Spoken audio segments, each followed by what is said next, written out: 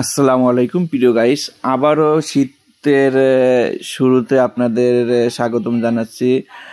আমি আবারও বছরের এই সবার প্রতীক্ষিত খেজুরের গুড় নিয়ে হাজির হলাম। যশোরের যশ খেজুরের রস, সেই রস থেকে এই খেজুরের গুড় সম্পূর্ণ অর্গানিক। এতে বিন্দু পরিমাণে আপনি ভেজাল প্রমাণ করতে পারলে লাখ টাকা পুরস্কার দেব, সেই ঘোষণা দিয়ে দিলাম যে আমি নিজ হাতেই নাড়াচ্ছি। যেহেতু গাছই আমাদের দুলোভাই আছে, তারপরেও আমি একটু দেখতেছি কেমন লাগে, আসলে কতটা কষ্ট।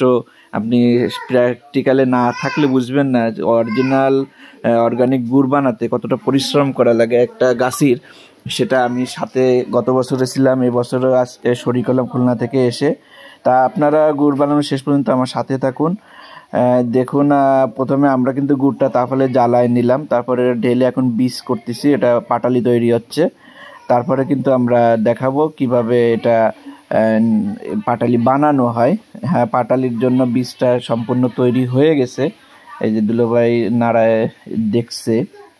আমাদের এই গুড়টা বানানো হয় হচ্ছে গিয়ে আপনার যশোর জেলার খুব নাম করা একটা গ্রাম, ভগবতীপুর গ্রাম, যে গ্রামে গরু জবাই করা নিষেধ। এটা আধ্যাত্মিক ব্যাপার স্যাপার, আসলে এটা কুসংস্কার, কিন্তু তারপরেও তারা এখনো মানে ওই গ্রামে গরু জবাই করতে দেয় না। যেটা দাইতলার ভিতরে, যশোর নড়াইল রোডের। যে পাটালির জন্য গুড়টা নেড়ে নিলাম। আসলে এই ফিলটা প্রায় 30-35 বছর পর পারছি। আমার নিজ গ্রামে আমার চাচা গাছি ছিল, আমার চাচি এগুলো করতে আমরা দাঁড়ায় দাঁড়ায় দেখতাম। সেই ভোর থেকে প্রায় দুপুর পর্যন্ত এই কাজটায় তারা পরিশ্রম দিত, আর আমরা দেখতাম এবং গুড় তৈরি হলে খেতাম। সে যে কি টেস্ট, সেই টেস্ট কিন্তু আমি আবার ফিরে পাইছি এই গুড়ির মাধ্যমে। এবং যাদেরকে দিছি খুবই প্রশংসা করেছে, এবং শীত পড়ার সাথে সাথে আমাকে নখ দিয়েছে যে গুড় কিন্তু খাওয়াতে হবে। তা সেই প্রত্যাশায় আসলে গুড়ের সিজনটাই হচ্ছে গিয়ে এখন শীতের শুরুতে গুড় ভালো হয় না, কারণ রসটা তেমন আসে না। যত কড়া শীত পড়বে তত রসটা বেশি আসবে এবং গুড়টাও ভালো আসবে। তা ইনশাল্লাহ আমরা অপেক্ষায় ছিলাম রসটা কখন বেশি আসে। তার রসটা অলরেডি এখন বেশি আসা শুরু হয়েছে এবং আমরা গুড়টাও তৈরি করা শুরু করে দিয়েছি। এবং আমি কিছু গুড় আজকে ঢাকায় পাঠালাম, সেটারই ভিডিও চিত্র আপনাদেরকে দেখাচ্ছি। আমি খুলনা থেকে যশোর যে এটা প্রসেসিং করে তারপরে পাঠাচ্ছি। আপনাদের ভালোবাসা পাইছি বিদায় কিন্তু আমি সাহস পাইছি। এই শীতের মধ্যে প্রচুর শীত, তারপরে আমি ভোরবেলা উঠছি, ফজরের নামাজ আদায় করে খুলনা থেকে যশোর আসছি ট্রেনে, ভিআইপি ট্রেনে আসছি। তারপরে গুড় বানানোর শরীর হয়েছে, আমার জন্য অপেক্ষা করছিল যে আমি আসবো, তারপরে গুড় বানাবে।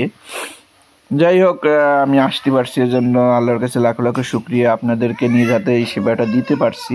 তা যাদের অরিজিনাল গুড়ের প্রয়োজন, গুড়ের টেস্ট নিতে চান, অর্গানিক গুড়, অবশ্যই স্ক্রিনে দেওয়া নাম্বারে আমার সাথে যোগাযোগ করলে বাংলাদেশের যে কোনো প্রান্তে আমি পাঠিয়ে দিতে পারবো।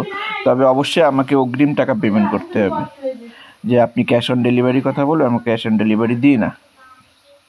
জি দেখুন, আমাদের হাফিজ ভাই, দুলাভাই, আমাদের কমন দুলাভাই, সে দেখুন গুড়টাকে কীভাবে করছে।